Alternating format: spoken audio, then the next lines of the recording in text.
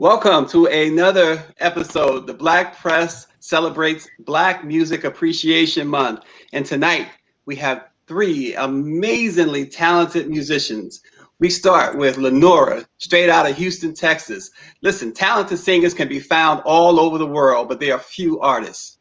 And artists possess a distinct sound that tends to speak directly to one's soul, a style that often creates a subgenre of their own. Singer-songwriter Lenora is indeed an artist.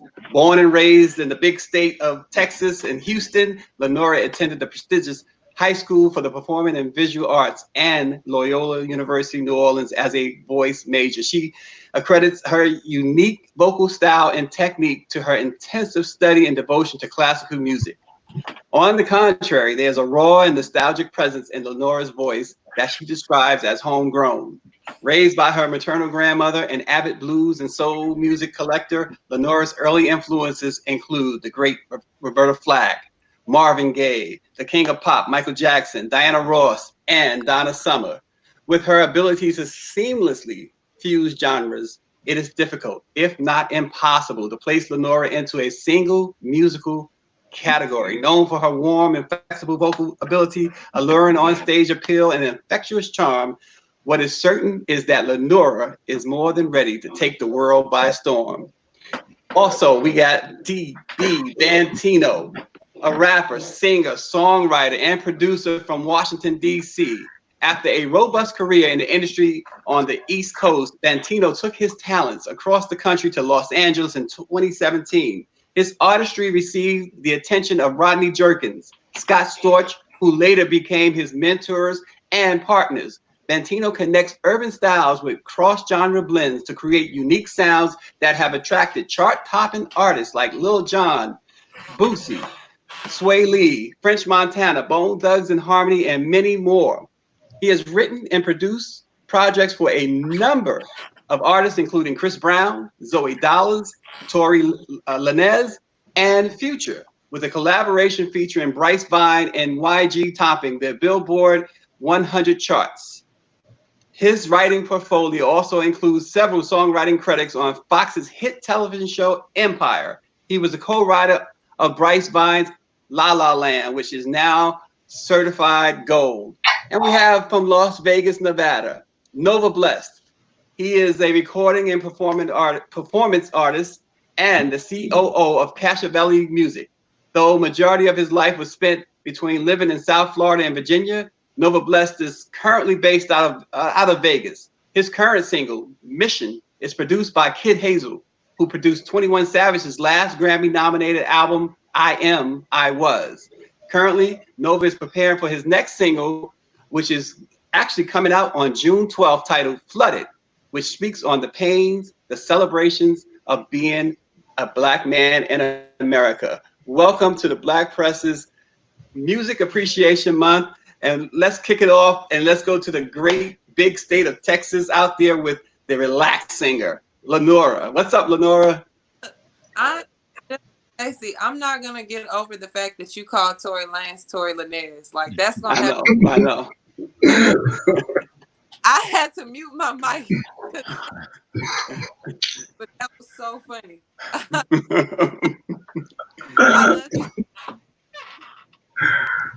Terrible. Well, you know what, Lenora? See, I don't have the talent that y'all three possess, so I'm gonna make these mistakes. so what's up? I'm sorry, Lenora. Go ahead. I said you do, Stacey. You are a prolific writer. So what's up? Thank you, Lenora. What's up, DB? What's up? How you feeling? Good. How's Washington, D.C. treating the great DB Bantino? It's beautiful. I mean, couldn't come back at a better time. I mean, the weather here changes like every 2 days, so you can get rain, sleet, snow, or whatever. So I just happened to come at the right time where it's been nothing but sun, a couple days of rain, but I might have to leave out of here before the snow touches down. But I'm loving it right now. Well, I know it's hot in Texas. I know that DC can get cold, but out there in the desert in Las Vegas, there's Nova Blessed. What's going on out there in Nevada? Man, we trying to keep cool. We just hit like 107 on Thursday. So it get hot in there, you know what I'm saying? If you ain't been to Vegas for more than 3-4 days in the summer, it stayed in 124 hours a day. Like you go out 2 a.m., it's blazing hot. So, you know, we've been keeping cool, you know, coming out of the lockdown, getting the city back on. You know, we can finally gamble. I don't know if I can say that, but I put my bet in the other day for the first time. It was exciting. Well, you know what? We're going to talk a little music, but before we do, I do have to, you know, we are a news organization, and I do have to say this. Some bad news came out of the music world just a little while ago. Bonnie Pointer of the Pointer Sisters has passed away at the age of 69. Much respect to the Pointer Sisters. And so with that said, though, Lenora has one of the best singles that's out right now. She's been performing it, and she's been tearing it up with Relax. Lenora, tell us a little bit about Relax and what's new, what's going on with it. Man, so Relax is like on mainstream radio now. That's my first my first radio placement. And so Radio 1 is spinning it out here in Houston. So I'm super excited about that. That actually happened during the quarantine. So we had a lot of exciting stuff planned before, but of course with the shutdown, like we had to push stuff back. We had a tour, not a tour, Lord. We had a festival planned, and I was like closing the festival out here. And so I was excited about that. But with Relax, it's on mainstream radio now. And the version, I had a regular Relax and then a Relax remix featuring Slim Thug. So shout out Thugger. So that one is on like in regular rotation on mainstream radio. So I'm very excited about that. That's dope. Yeah, it's been getting a lot of play. Nova, speaking of tours, I know Lenora just committed a little bit of a faux pas when she talked about a tour, right? Yeah. But but Nova actually he's got a tour planned. Actually was planned. It's been put off a little bit. Tell us a little bit about that. Yeah, so I had formulated a tour out, a local tour with our label Cashability Music, where we actually had partnered with a local car dealership, Ford Country, a local fashion distributor, Urban Legend, and we took those two bodies. We had Ford gave us like a fully wrapped truck, and we went to every high school out here, you know, saying, hey, we want to do this tour, we want to tour. We ended up booking about 6 schools for a 3-month span that was supposed to run from late March to the end of May. And then I'm telling you, what was that? The week, I want to say the 24th was our first show, that Thursday. And that Sunday night, they shut it down. And we've been looking forward ever since, you know. But, you know, we're ready for next semester, though. So.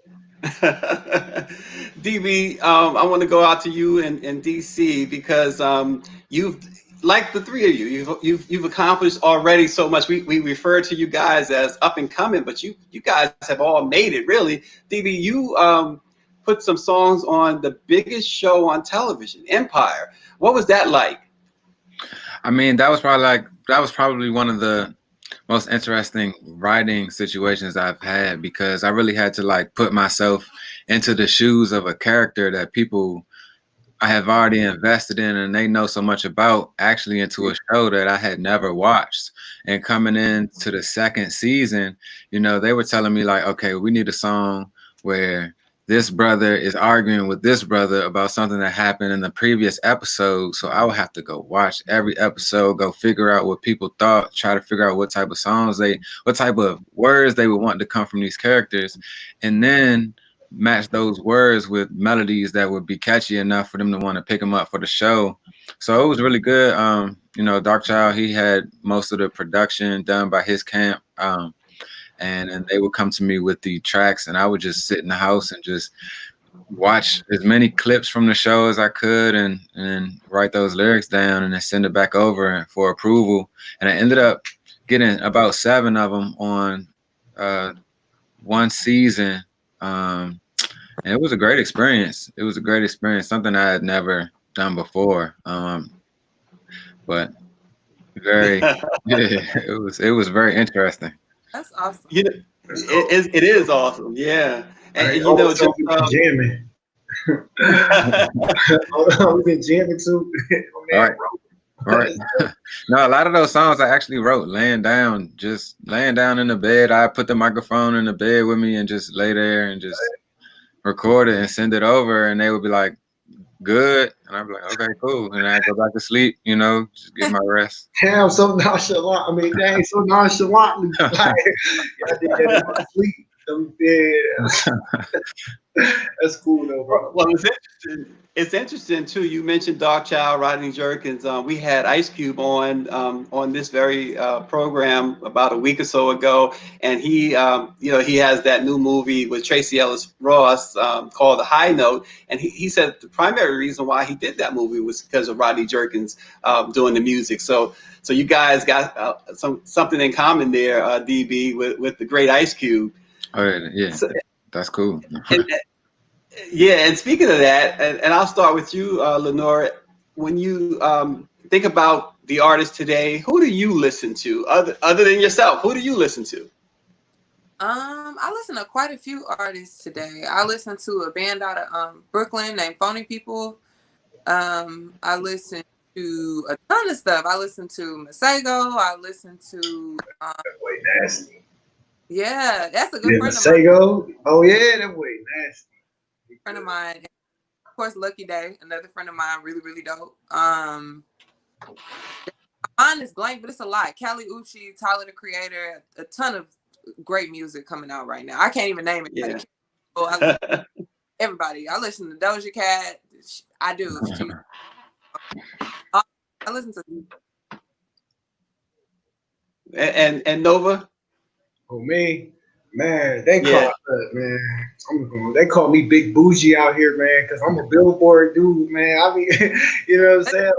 I appreciate like Lenora and artists like her who tap in with mad. Like I said, I know about Masego, you know what I mean? I heard a few of his records, but a lot of artists tap into I want to say grassroots music almost, like music that's got a lot of energy about it, a lot of realness. But me, I'm still I'm 15 off the block, so I'm listening to Future, The Baby, Drake.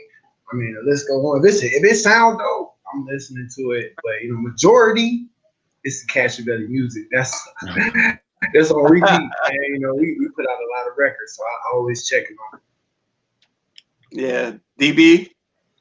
Oh yeah, my catalog is extremely interesting. Like I'm the dude that's gonna pull up in the hood with the do-rag, whatever on my head, looking like I'm supposed to be, but I get out the car and I'm listening to classical music, or I listen to Carlos Santana or something like that.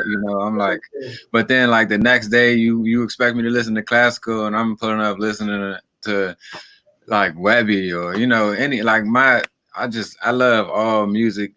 Literally every day I go on the internet and just watch new people that I've never seen and just see as many new artists and, just dive into new music. But I don't have a particular artist that I just gravitate towards every day or anything like that. Yeah. Lenora, I know that you and I had talked before, and you told me a story, and I'd like for you to repeat this story because I thought it was really interesting. You had quit for a while. You had quit singing, quit performing for a while. Tell that story, if you will. Okay. Well, I've been singing forever. And so, I started out singing a lot of classical music, right? So I was an opera singer first. And so I started studying intensively when I was about 13 years old. I went on to college. So I was going to college studying opera, but I went to school in New Orleans. So I got into jazz, and I got into improvisation, I got into songwriting. And so once I did that, I was just like, okay, let me weigh my options here. If I do opera, that means I got to go to grad school and be in more debt. And then thinking about what age people are getting these roles, and I'm like, broke for this amount of time, because I never wanted to be broke. So I was like, all right, let me figure the best way for me not to be poor. So I still chose a route that a lot of people end up poor, because I still ended up wanting to do music, but songwriting and writing my own music, not doing classical, right? So, all right. So I'm thinking when I graduate college, I probably just move to Atlanta, be famous, something like that. Soon as I graduate, nothing is lined up. So I'm just like, okay, what am I gonna do? So my mom comes to my graduation, and I'm like, what are we gonna all my friends are I went to a PWI, so I had a lot of friends who had rich families and stuff. So they're going to like trips on the Amalfi Coast for graduation. So I asked my mom, like, hey, what am I gonna do when I get home? She like, come work at the paper. I'm like, oh man, wow, I don't want to do that at the time. And so basically I didn't have a plan, right? So I came back, I worked at the paper, I left and went and worked at Whole Foods Market. And then I got hired on an enterprise rental car. So in the hustle and bustle of life, I just was like caught up on just making a living for myself and living on my own. So my life became more focused on that than music. And I think I also just really had a fear of failure. I always felt like, you know, I had to have this it factor that was just different. Like my voice had to be just different, or my look had to be just different. But what brought me back to it was just I quit at Enterprise, came back, worked at the paper, brought some new, fresh ideas. I just brought some recording equipment. I went to Guitar Center, got some cheap, like some pre-bonus recording equipment, brought it home, and I just started writing songs again. And then from there, I started booking some time. And I wrote a song called Take a Chance, and it was like a disco record that sampled Ashford and Simpson. And after I wrote that song, I put it out. I literally wrote it about myself, like needing to take a chance on myself. And in the song, I say to like, get up off your, I'll say butt on here, but I say get up off and get uncomfortable, you know, because in order to get what you need, you have to get uncomfortable. You have to live a life of discomfort because you're shifting to be in a different position. And so something was just like a light bulb in my head. I put that song out on SoundCloud. It started getting like attention, and then from there I just kept building, and I just one day, I don't know what I think it was because I did a Motown show out here. We have a Motown review show out here every Memorial Day, and it's a Black family owned show that's been going on for 20 something years. This is the first year they weren't able to do it because of the pandemic, and I did that show, and over like 40,000 people come out to that show that weekend, and I never thought I would make the show. I auditioned, but I was scared because I was like, they're not gonna pick me. You know, I always had this weird fear of failure or inadequacy. So I auditioned. And when I auditioned, they were like, who are you? Where have you been? You know, and I got actually casted to do like 6 roles my first year. So I was like doing quick changes and everything. And from there, I just made the commitment to be crazy enough to believe in myself. That's the only thing I did. And then from there, I just kept going. And so that way, you know, I think a lot of people, we want things to be perfect before we put them out or before we do something. But for me, I was just like, you have to just do it. You just got to put one foot in front of the other and just figure it out as you go a lot of times. You can try to be prepared as best as you can, but a lot of times all you can do is do it. That's how, you know, I formulated a team. In like a year's time, I went from like not being booked for anything. I used to ask my friends, how do y'all get booked for gigs? Is there like a gig wizard in Houston? Like, and I went from that to like being triple booked to the point to where I had to say no to stuff, like to, you know, so that's really all that happened. I just was crazy enough to believe in myself one day, child. So now I'm full-time working at the paper, child, in a couple bands, have a full-blown team with a full album coming out, child. I don't know. So DB, you know, the music business is not, certainly by far not the easiest business to make it in. What's some of the secrets? Oh man. Well, one thing like Lenora just said, like, you know, put that first foot forward and just keep going. Like, one thing I noticed with a lot of people is like, they're scared to put their music out for the world to see. Like, they're scared of the reaction, or, you know, just always thinking it's just not good enough. It's not good enough. But you got to understand, a lot of the times people want to grow with you. Like, they like to see you grow as an artist. If you just come out and you're just like perfect, sometimes you might not catch that real hardcore fan base that's like, oh, I've grown with you. I've seen you go from this level to the next level. So, you know, just decide that you're going to do something and actually do it. Like, don't sit there for months and months and months. Just, oh, when I finish with this, just put it out there and move on to the next thing. Put it out. When you finish with it, it doesn't belong to you anymore. It belongs to the universe. Put it out and work on the next thing. And but just also, like, other than the creative process, just make sure you have your business straight. A lot of people like don't really understand the business of the music or understand which people work in which positions that you could utilize in order to help yourself move forward. People don't really understand the importance of having a team, like she said, a good manager, a good PR.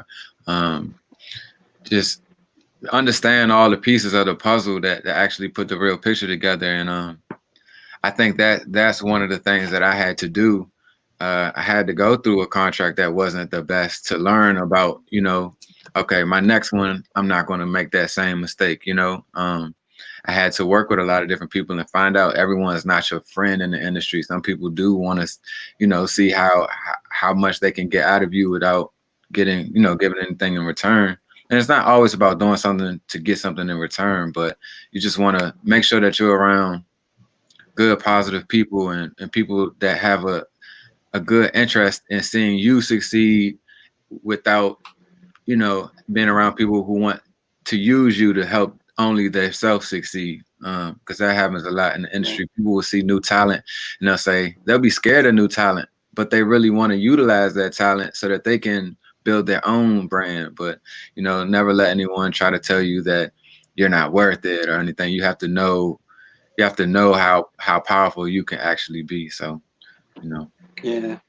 And no, I think your mom was trying to get in backstage there. Security had to toss her out just so you. Dang.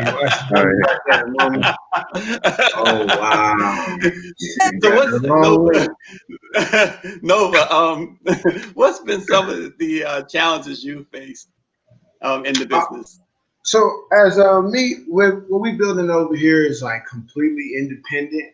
So almost every challenge that you can think of. I mean, building a fan base, building a brand, building a reputation, and really, I don't want to say claiming the city. I think that's a mindset that really needs to be extinguished. Is when people say like, "This is my city, this is my city," but really just embracing the city and just being a representative of a type of culture that exists here. So when we talk about challenges, I mean, we just it's the opposite of a challenge. We actually just expanded our office. You know what I mean? But that may not seem like a challenge, and that's not. I mean, there are successes, but a challenge that we have in that is like, okay, so we're ready to expand, but with every step that we could expand as a business, we have to bring more business in, and being in that pocket, I haven't really sat in a place of just being an artist and being just like solely focused on music, like where I can skip records and like put them out, Like I'm running every hat for me. We got 3 other artists, you know what I mean? And it's just constantly taking those hats off. Okay, so I gotta go to an event, and me, I'm an introvert. I just like to chill, but I have to be a manager, so I have to go out and introduce myself to the entire building. You know what I mean? I have to go out, hosting shows, doing and breaking down, setting up DJs. I mean, we just did a video yesterday, and like I said, it was amazing video, amazing. But being independent, not having, you know what I'm saying, a huge team, is 4 of us, and we run like mice out there to make the best thing go. And it always goes, but that constant struggle, that constant push through the mud, like Lenora was saying, being uncomfortable, that I flourish in that place. Like, I don't remember the last time I was able to sit back, at least in my music career, and say, I'm good. Like, nah, like it's always a new challenge. It's always something new. And it don't stop. It don't stop. And I don't think even, you know, with the success that Lenora, DB, and those, you know what I'm saying, that have done things before y'all, success at any level is always just gonna come with that struggle. Like, it's just new issues, and it's just being prepared to take that is really the difference maker that I.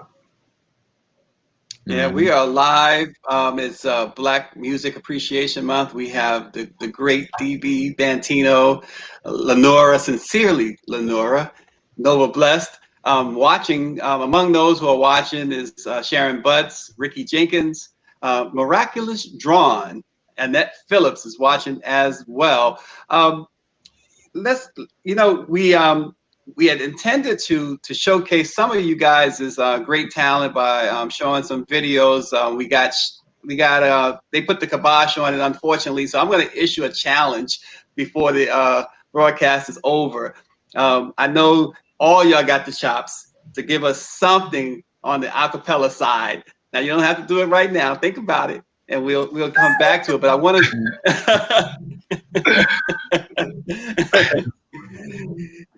see, and as they say, right, guys, ladies first, right? So Lenora would have to lead that off. So that's funny. Like DB had that look, bro. Like I don't know, like.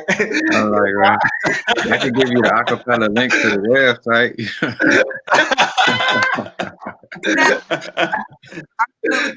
Like I don't even need no music.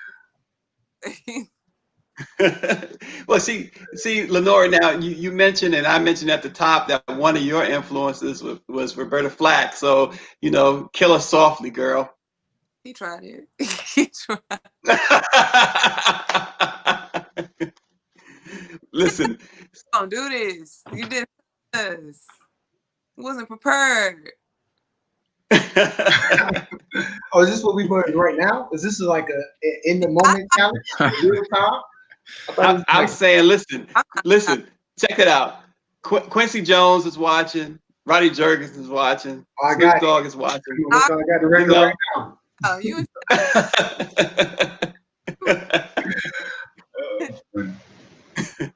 So listen, DB. So we're talking about the difficulties and the challenges that one face in the music business, but the other side of that is the fun part. Is the experience. Tell us about the good side. I'm gonna let the three of you actually talk about that. Just speak out. DB, you can start it off. I mean, one of the best things to me about the music and putting it out is just, especially with technology now, is how quickly you can just reach people all over the world. You can put a song out and an hour later you see someone in Israel dancing to your song, or someone in Brazil knows the whole first verse, and they're just writing you and telling you how much of an inspiration you are to them, for them to move forward with their dreams and whatever they're planning for their future. And that right there is just like, that's honestly the best part, the best feeling.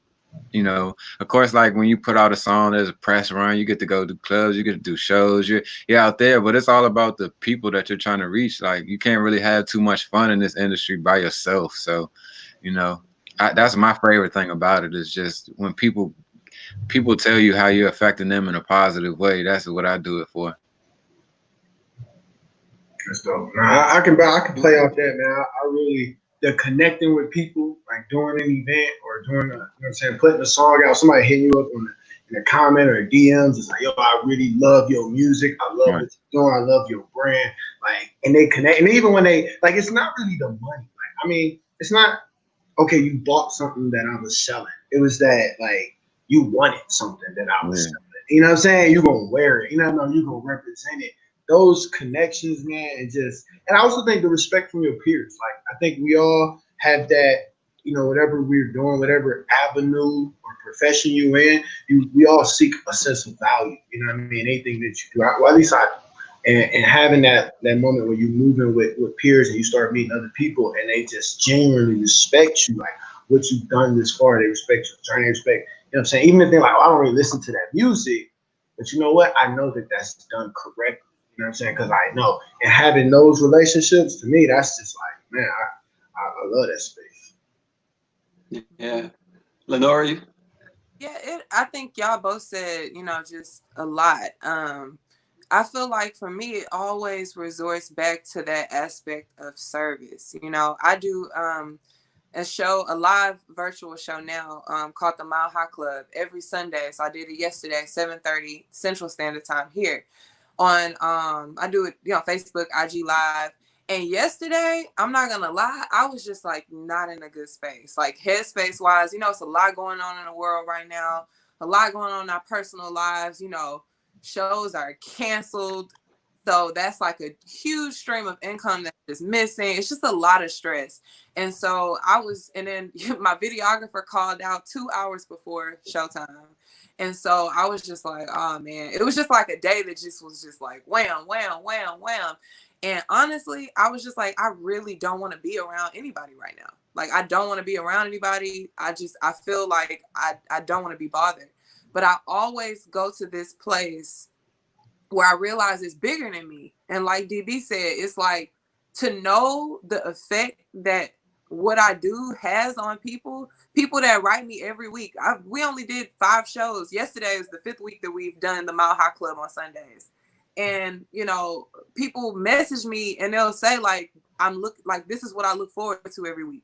You know what I'm saying? Just me sitting on the carpet in my bedroom singing some songs. Like that's to me, that's valuable. Like you can't put a dollar amount on that. And it helps people, man. Music heals. Music is escapism. Like it allows people to have either to express the words that they can't say in song and listen to it and relate, or it allows them to escape from a situation that they may be in to a world that you create.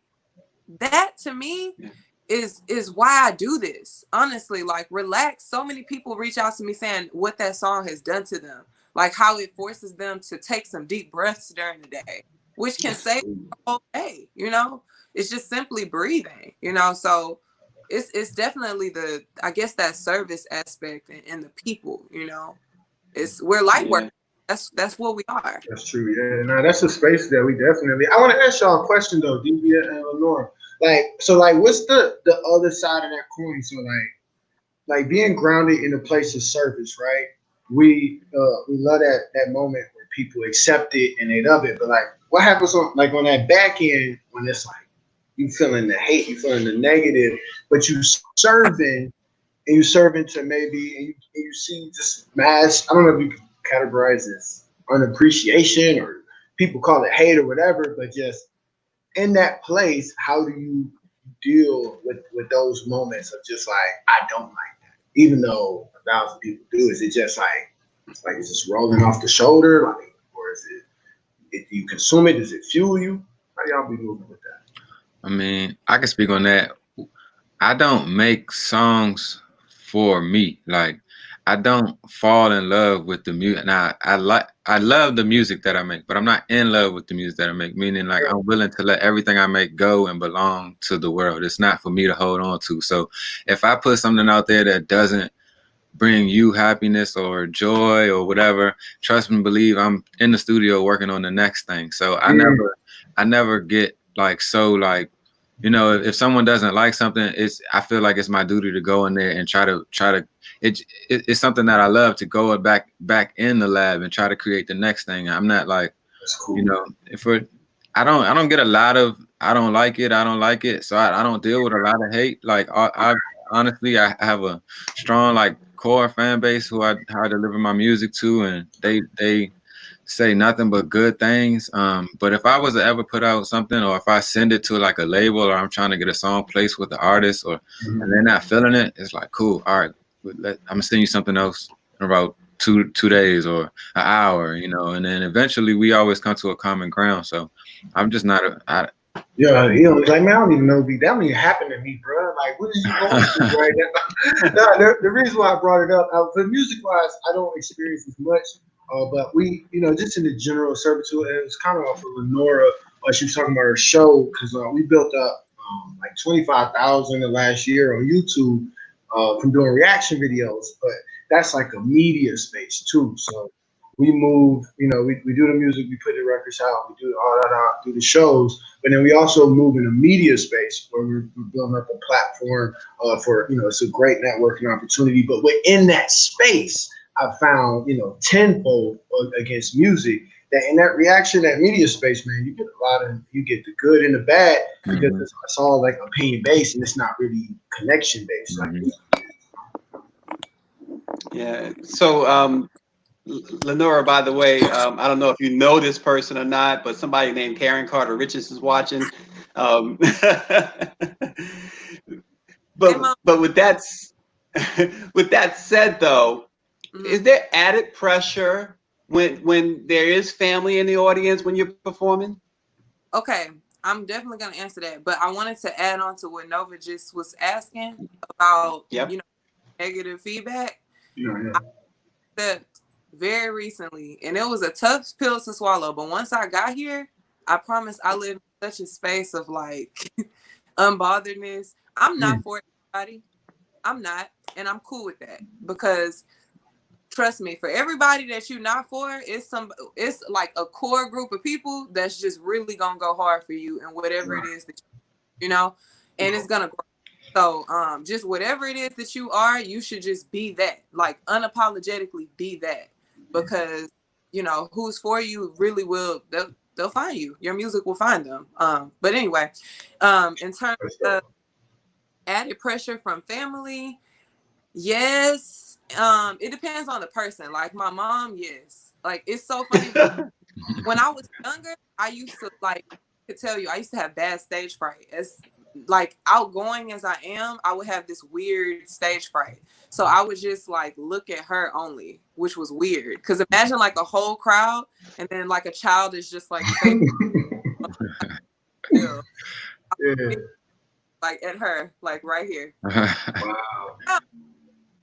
It's a little bit different. I do feel the comfort because I know she's proud, but she's also very critical, like, but in a beneficial way, because she wants the best, but like she gonna definitely give you those notes, you know. So sometimes I'm just like, even if I, you know, to me nobody else will notice, but if I sing a note that to me is like nobody else probably would notice, but I know she would. She noticed everything. So in a sense, there's this a little bit of nervousness, but I think it's more comfort than that. Well, for those who may not know, Lenora's mom, Karen Carter Richards, is the great publisher of the Houston Forward Times, and she's our national chair of the Black Press. So yeah, she is all that and then some. DB also has something in common with Lenora. His mother is also a publisher in the Black Press family, the Washington Informer. DB, is there any added pressure when your mom or your siblings or someone, a loved one, is in the audience? It's not really pressure. It's more like she said, it's like a comforting feeling. It's like, okay, you know you got someone here that really cares about you. You know what I'm saying? At the end of the day, but it was a good pressure on my thought process in writing music, having a mother that's a figure like that, because it made me very like conscious of some of the things that I say, you know what I mean, or just the way that I'm portraying myself. So I don't hold back from anything, but I'm not very like disrespectful to like women and things like that, because it would be hard for me to say certain things and look in the crowd and be singing that like in front of my mother. You know what I mean? So it's just it's a good feeling to see them out there, because I know that support is very true, you know. DB, you mean you afraid that Denise Rolock Bonds will still get the switch out? Is that what you're saying? No, not afraid at all. You know, not afraid. That's not what I said. It's just helped me to gain more respect for her, you know, because I've had experiences with, you know, women growing up that weren't necessarily having a mindset like the type of woman that raised me. So you experience different types of things, and you want to talk about different types of things. So, but you know, it just makes me conscious of who I'm talking to. Yeah, and Nova, well, your mom tried to get in backstage. You got a wife, you got a daughter. What is that like for you? It's cool. I mean, it's amazing. I keep my family real close to my music. For the performance side, it don't really fade me. I'm a natural showman, so when you put a mic, you know where I'm at, and it's time to show out. I'm showing out. I go blind. I can't see anybody. It's just blurs, and I'm showing out. When my family really touches my music is like before I put it out. You know what I mean? I'm like, yo, listen to this. Tell me what you think. Like, is this, you know, do you hear this, that, and other? And those are those moments where I feel more pressure. You know what I mean? Like, I'm putting a song together, and to me, it's real dear and heart. I want to put this out. Let me put it past the first chink in my armor. Like, what y'all think? That's when I'd be like, oh, is that like okay? And then when they be like, that's it. That's the record. And I'd be like, yo, that's the record right here, bro. That's it. So yes, sir. That's how I'm with the family. You know what, Nova, I think we should bring your mom on stage and, man, you ready for that? Let me say, Lenora, and this question, I'll start with Lenora. It's for all three of you again. What inspires you, or who inspires you? What or who? The truth is, everything inspires me. Like, I could be driving down the side of a road and I see a ditch, and I'm just like, it's a shoe in a ditch. You know, it just Right? Hey, 100. No. That's what it be like. Everything, like fear, heartbreak, guilt, love, everything. Like I draw inspiration for everything. I think that life is inspiration, you know. Everything, what I think about, my fantasies, my dreams, my nightmares, everything. Yeah. DB, she just gave us a little acapella. She gave us a verse. Now the pressure's on you and Nova. Y'all gonna have to come Oh, strong. that's all I got. That little 3 seconds. I can do that. That was for all of us. She did that for us. She did that for the whole gang. We appreciate you, Lenora. Man. Appreciate you, Lenora. That's good. You know, that boy, you smooth. That boy too smooth.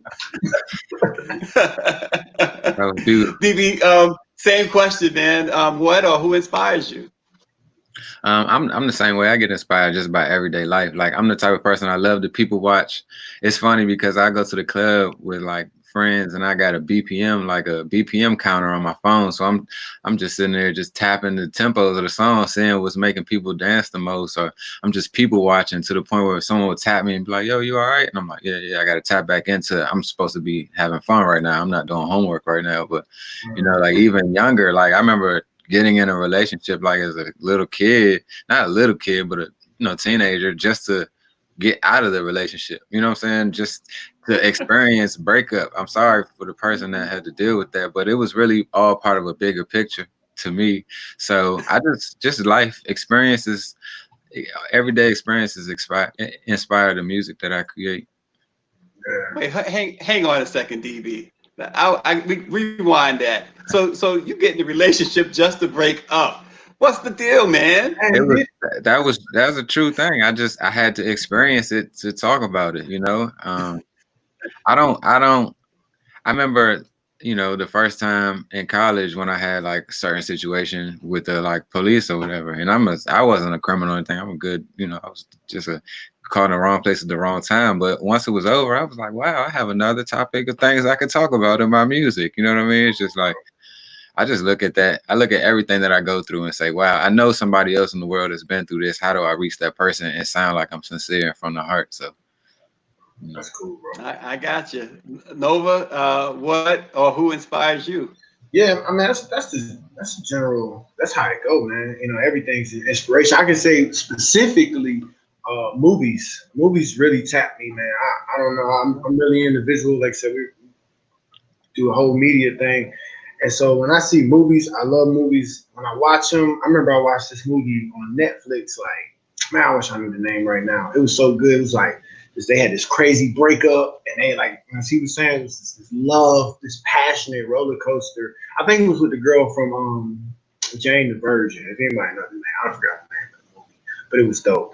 And after I watched it, like, I felt that movie so much that I went down to the studio and made a breakup record that I really felt. You know, I'm happily married. I can't, you know what I'm saying? So those moments of like tapping into those energies or things you see. And another thing is I use my past a lot because I have a lot of experience that I grew up with that I've never talked about or I've never put in another record that I can tap in. Like, oh, I remember that time. I remember that feeling when this happened, and I'll channel that moment and then put it on audio.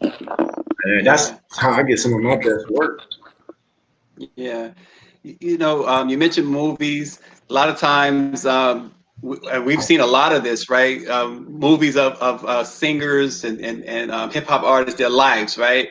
So with that said, I'm gonna start with ladies first. Lenora, if they're making a movie about Lenora, who do you want to play Lenora? Dang. I'm gonna say Zendaya because I just love her. Okay. Play me, definitely. DB? Who would I want to play me in a movie? That's a good question. I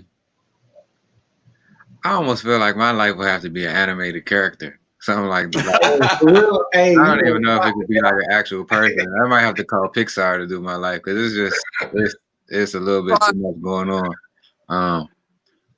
I mean, I think if you put some dreads on Will Smith, he might do a good job playing my life. He's got a similar sense of humor, you know what I mean? He's been in music, like he's like a positive person as well. I mean, I don't know if we're on the same level of that, but I would love to see Will Smith try. He just might be a little older by the time, you know, my life becomes a movie. So maybe what's the son's name?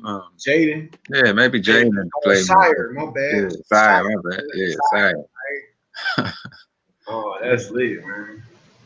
Well, do we need a Pixar character for you, Nova, or what? I actually thought about this. I wrote out a whole chapter, the first book. You know what I'm saying? I'm gonna need that Marvel. We got to call Marvel up. You know what I mean? Because I'm gonna go ghost on them. If I had to pick somebody, I mean, I would say it's this act. Man, I wish I knew the dude's name. I don't know his name. Did anybody see the movie Photograph? It was a romance movie. You remember Photograph? You seen that? That heard of it. Heard of it? That male actor, him.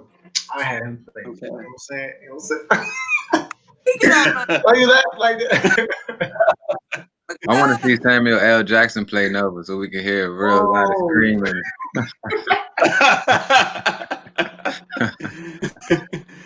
Wait a second. Lenora, go ahead. You said he's getting on your nerves. I didn't expect him to say that. I don't know why. But it makes sense, right? It's brilliant though. That actually it makes sense now. I didn't say that. But he'll be a superhero. And ghost, boom, he's a red ghost. The actor's name. Listen. See, if nothing else, I told y'all was gonna have some fun. Y'all acting up now. So. You asked that, I thought about Zendaya only because I think she is a brilliant young woman, and a great actress. But I was just like, how can she get this country dialect correct though? Because it's like it's light to me, but it's she gonna have to really be here. She gonna need a Southern dialect coach so she can get the slur correct. You know. Man, you sound like this country, but like that's Alabama country though. But like this, so you gotta have that Texas country because they all different, man. They all different. Because it's not like an Alabama country, it's not. Right. Or that Georgia country, that slow mall. Like I don't. Right. So listen. So obviously, there's a lot going on in this crazy world. There's we're still in the pandemic, right? And we tend to forget about that because of the protest, the situation with George Floyd. Where does music come in to play when we have such a situation like what we see today? And we can start. Let's start this time with DB. I'm not gonna lie, it's hard because this is a time where I think people really need to start putting all the energy towards like real change. So it's kind of crazy because, I have friends that are in the industry that are, they really want to, they've been holding on to a song that they want to release and, they don't want to hold it any longer. So they've, maybe put the song out today or yesterday. And it might be a topic that doesn't have to do with the current situation. So it's hard for me to try to promote anything that doesn't have to do with like systemic change right now. That's really all I want to hear is music that has to do with positivity and like growth in the community. And so that's kind of where I've been mentally, and I don't even know if I want that to change. Like I don't know if it's like, okay, maybe 3 months from now I'll be ready to hear like I don't know. I'm interested to see where my mind is going to take me with everything that's going on and just how the world is reacting to it. Yeah, I'm with you on that. 100 dB. I remember I was sitting in a space like the last 2 weeks, and I've been like, man, like, okay, I got records I'm about to put out, but I'm like, I can't put this record dance. You know what I'm saying? That's why my next single is gonna be that. So I'm like, I got these records that's talking about dancing, it's talking about all these different things, but I'm like, I feel as a black man, I feel guilty for putting things out right at this moment that are distracting people, that could distract somebody from this moment in time. Like this is like a freak occurrence. You know what I mean? Like this all happened, you know, through an unfortunate, you know, catalyst point. You know, it's been building up. But for the type of change to happen, for the type of energy to be put on it, and to be like, oh, y'all listening? Like, oh, y'all doing stuff about it? Like, okay. So, like, I don't want to ruin this moment. And, you know, and I know, you know, so whatever reach, it's like, let's focus, you know what I mean? And in that space, I remember I was about to drop, I was like, man, I'm not even gonna drop a record. I had just dropped like just on Instagram, like a 40-minute podcast, like 5 episodes of just talking about my life as a black man. And that was so much more satisfying, just putting out 40 minutes of me talking about what's going on right now than my next hot record that's got this person on it or that slap like this, like that. It's not a real relevant space right now. So I agree with you. Lenora? I think, again, like just to piggyback off of what DB and Nova said, like I feel that. Like I feel both ways in a sense. And one word that Nova said that was really transparent is guilt. You know, I think a lot of people, they don't want to say it because people are fearful of saying the wrong thing right now. And a lot of people just feel guilty about, you know, promoting a song that is not aligned with the necessary agenda, you know, because right now we're focused on change, right? We're focused on reform. We're focused on, so I think it's our jobs as artists not to be, you know, politicians or spokespeople or activists or anything like that, but it is our jobs for our music to sort of indicate the temperature of what's going on right now. And when I say that, I don't mean personally, a lot of people may disagree with me, but I don't mean that your music even has to be reflective of exactly what you see. It can be reflective of your response to what you see. It can be reflective of what you would like to see, the world you would like to see right now. So I kind of honestly, Transparency Hour am dealing with that, because I'm dealing with the fact of, you know, even when we do the Mile High Club, like I said, every Sunday, I had to realize that I shouldn't feel guilty about, it's not about promoting a show, right? It's about promoting Black joy, and it's about promoting light, and it's about bringing people to a place where they can experience great energy and elevation. So I say to artists, you know, definitely let's all be a part of the mission right now, because we need everybody. That's the truth. We need everybody in order to unify and have a collective agenda and mission. But at the same time, we need your joy. We need your music. We need to dance. Like, we can do it all. And I guess that's my thing. I feel like as Black people, we can multitask. We definitely can. And so I'm dealing with the fact of, I have a full-length project that's ready to be put out, you know? And we were talking about that. And I said, let's definitely, you know, like you said, Nova, I don't want to interfere with the message right now and break up what's happening. But at a certain point, that music is going to come out because the people need it. They need it. You know, it's music that people need, and it's fun music, and it's good music. And so we need that. So I guess the biggest takeaway for me is that we can multitask, but we also have to unify. So it's difficult. Everybody's just trying to figure out how to read the room right now, you know? But isn't it true to music? Music heals. Music does make statements. I mean, we had Marvin Gaye, "What's Going On," at a time where there was civil unrest and war. Stevie Wonder's "Living for the City" talked about how Black people were mistreated down south. Of course, then we go into Ice Cube and Ice-T and the statements they made about police brutality in their music. So music does play an important role. Isn't it true though that in situations like this, music could actually help heal, DB? Yeah, I mean, music has always been a healer. Sometimes that's why you have to go through situations like this so that you can have that pain inside of you to create that message that someone else, because it's going to reach someone else and be so impactful that they feel like they need to step out and do something about their life or their situation. If you don't go through that pain yourself, it's kind of hard to embody that message into your music. So it's unfortunate that, we get this power from something that happens negatively, but it's just about being responsible and using that power, that voice that you have to be a positive impact on what's going on.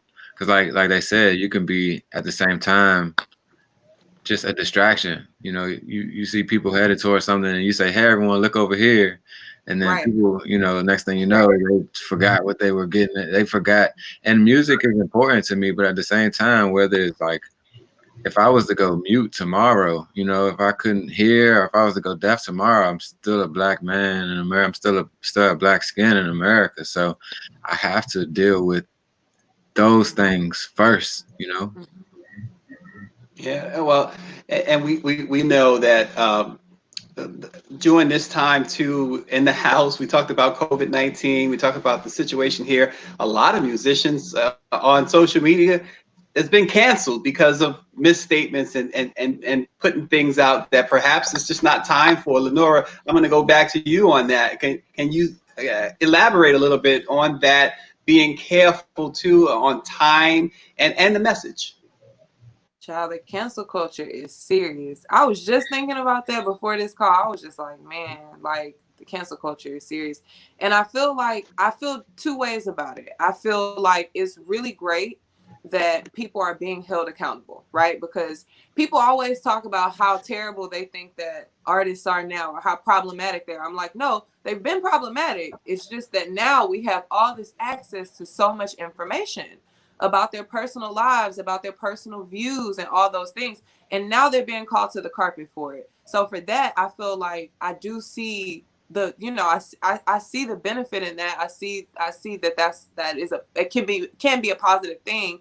I think that the downside to it is that a lot of times I feel like sometimes people just have flat out stupid opinions, and that's just the truth. Sometimes people are misinformed.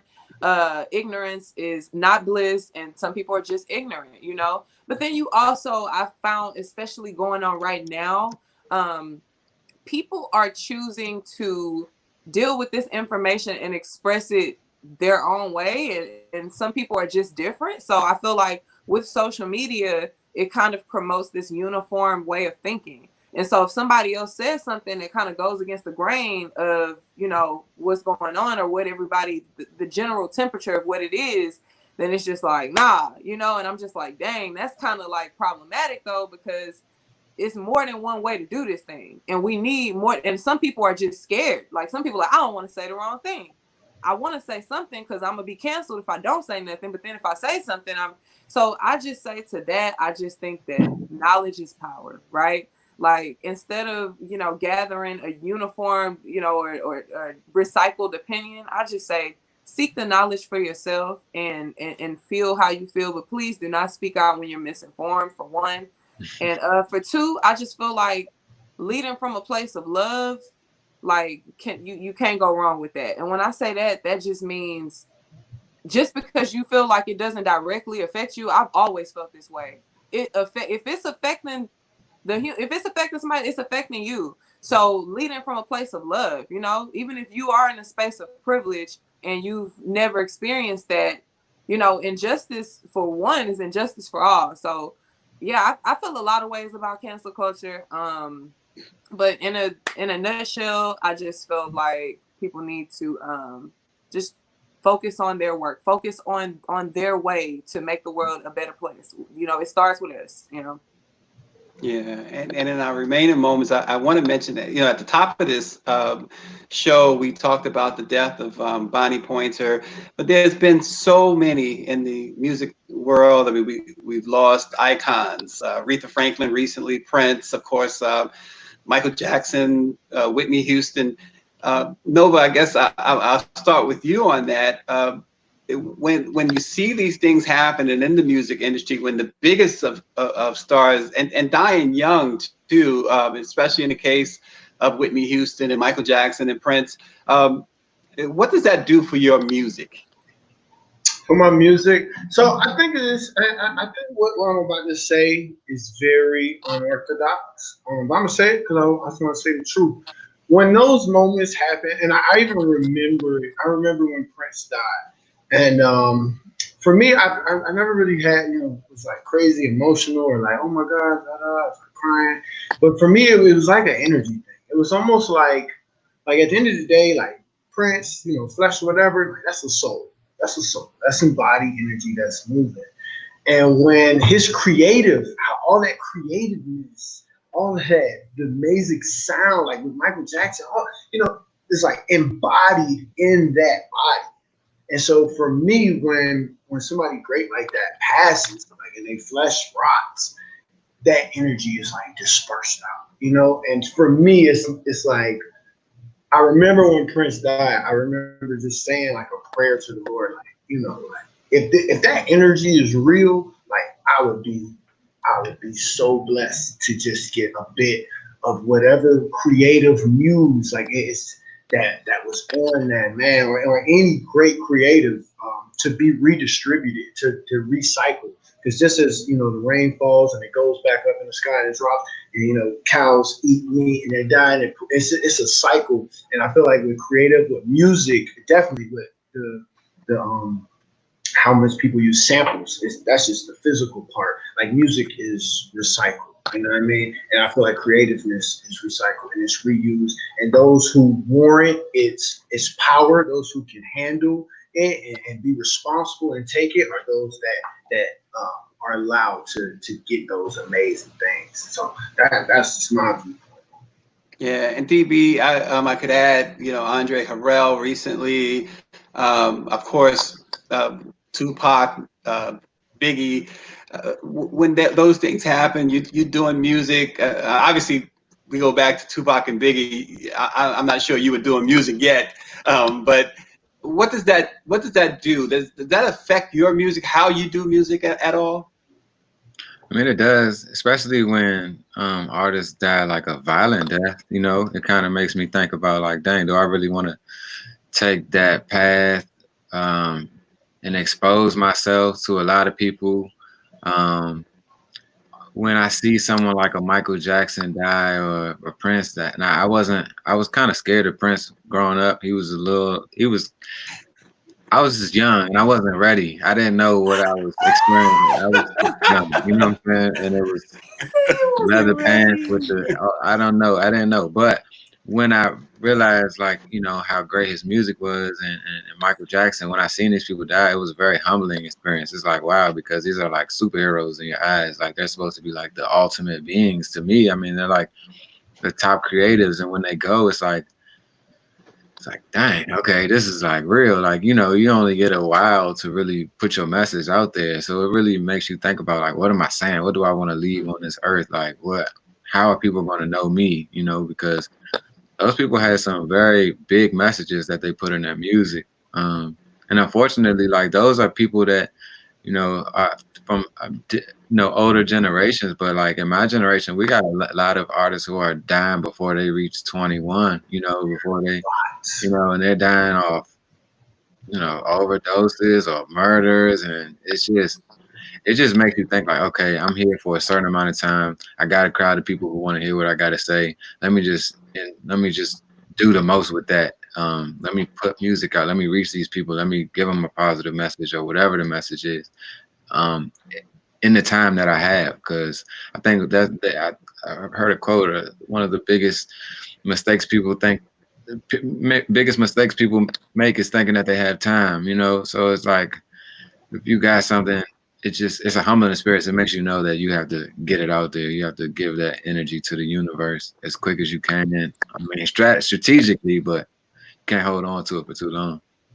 Even though once you pass, that's when everything gets, that's when everyone loves you, and that's when you become like this super special being. It doesn't happen as much while you're here. So, for the music, my flesh and everything, I don't know how I'm gonna feel. Like once I'm gone, I feel like people will probably love the music even more. But I want to continue to make it while I'm alive, and Yeah, we want you to continue to make it while you're alive too. And there's no reason for you to be afraid of Prince.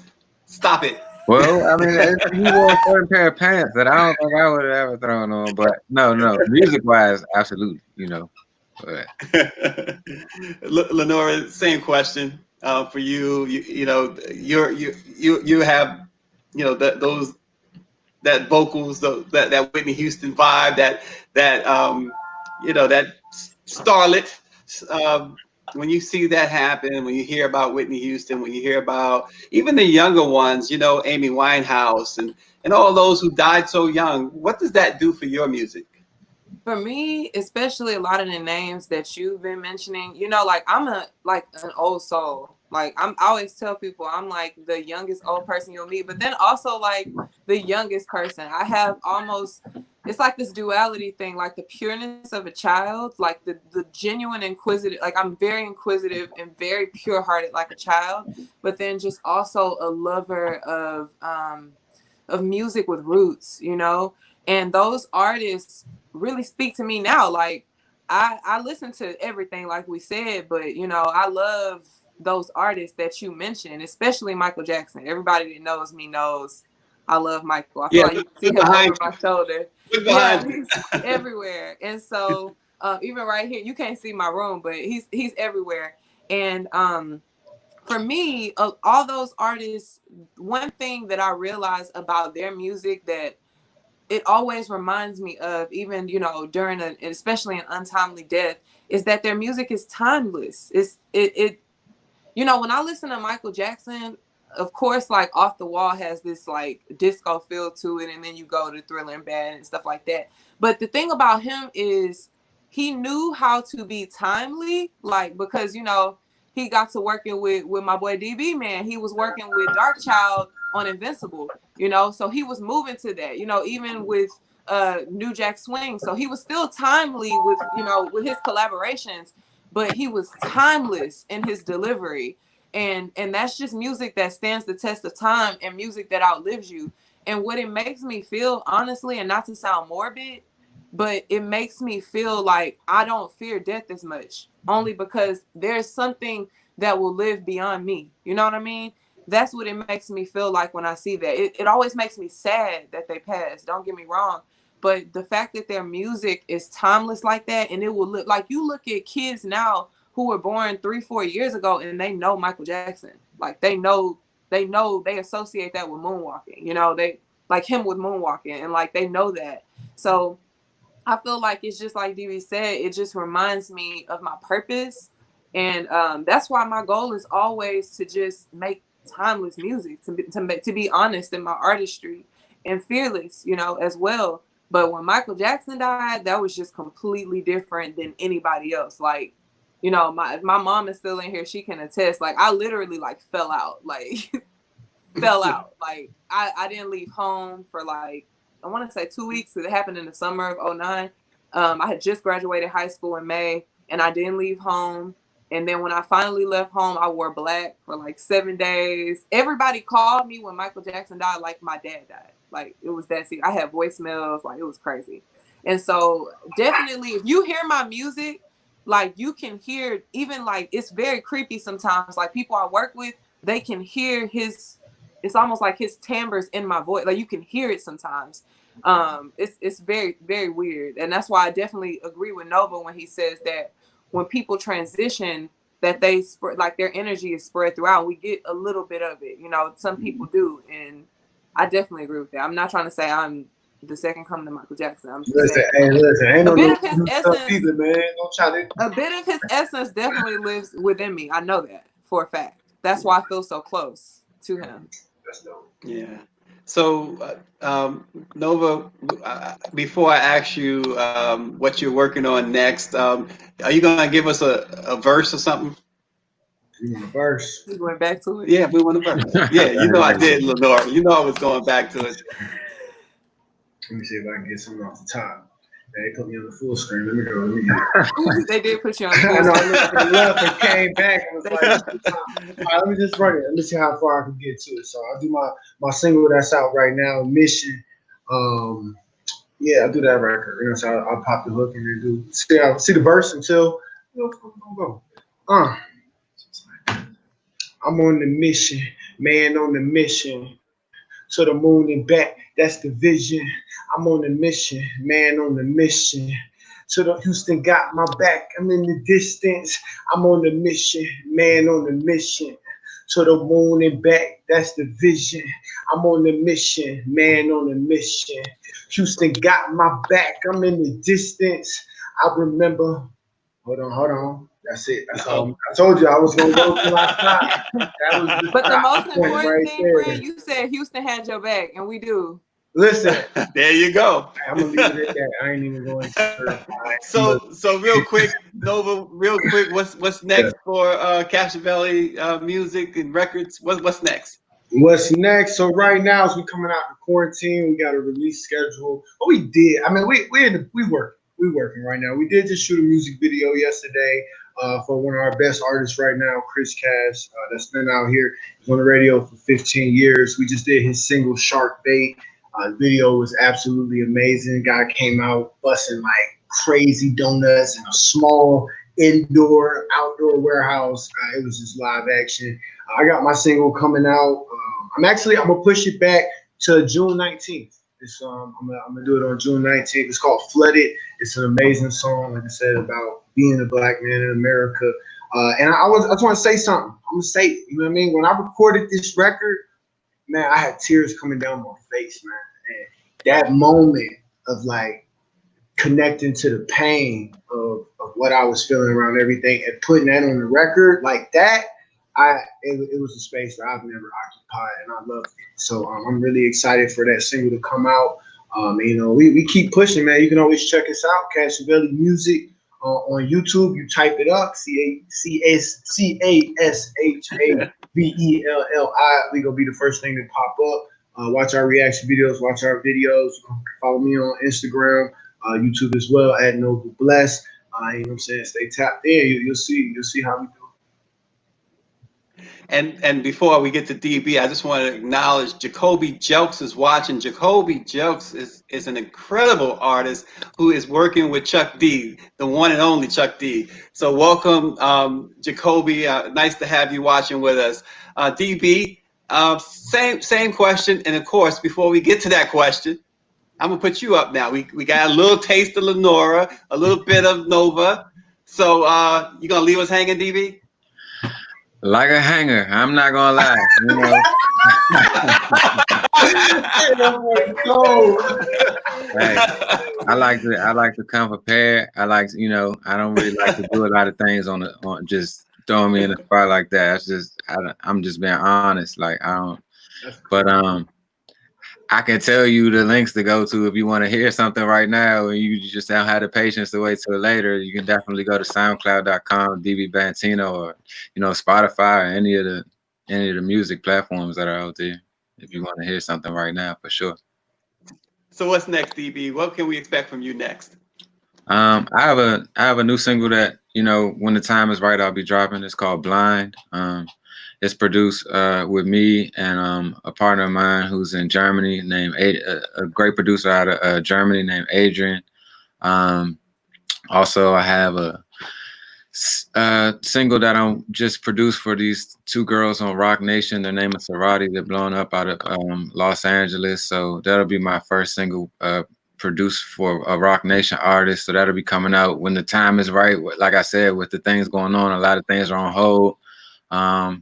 I got a new song coming out with a Armenian artist named Armin from LA. It's me, him, and this artist named Offset, who's one of the Migos. So that all these three things will I don't have a specific date right now because things are kind of up in the air at the moment, but those are the top 3 things that I'm preparing to do. And also being back in DC, I'm getting ready to start one of my own podcast shows back here, and getting ready to do a lot more like tutoring and things like that, just teaching people in the DMV more about like production and engineering and songwriting and things like that. That's one of the reasons why I moved back to DC from Los Angeles in the most recent month.